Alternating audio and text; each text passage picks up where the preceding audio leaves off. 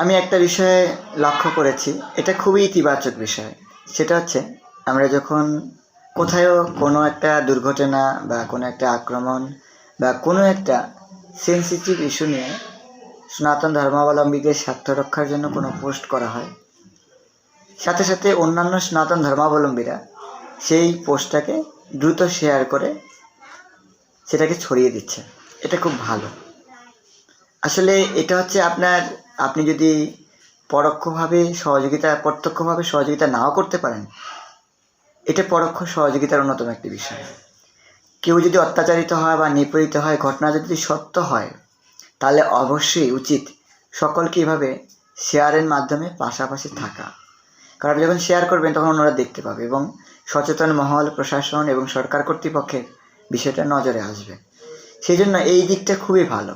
সেই সাথে আমি অনুরোধ রাখবো, আমরা যেখানে দেখি যে ধর্ম বিষয়ে অবমাননাকর মন্তব্য করছে, আমরা যেখানে দেখি যে খুব বাজেভাবে প্রচেষ্টা করা হচ্ছে, সেই সমস্ত জায়গা আমাদের সেই সরব থাকা উচিত।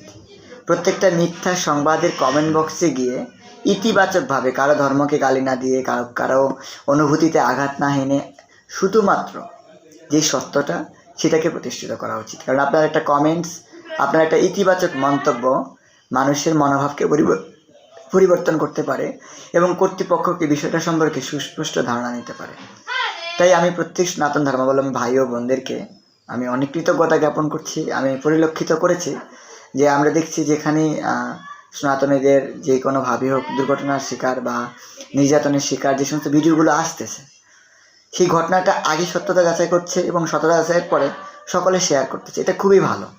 এটা হচ্ছে একটা আদর্শ দৃষ্টান্ত। আমরা যদি এভাবে একতাবদ্ধ হয়ে সংবদ্ধভাবে কোনো দেশ, কোনো রাষ্ট্র, কোনো সরকার ব্যবস্থা, কোনো কারোর পক্ষপাতিত্ব না করে নিরপেক্ষভাবে যদি বিশ্লেষণাত্মকভাবে সঠিক বিষয়টাকে উপস্থাপন করতে সক্ষম হই, তাহলে একটি সঠিক সিদ্ধান্তে এসে পৌঁছাতে পারবো।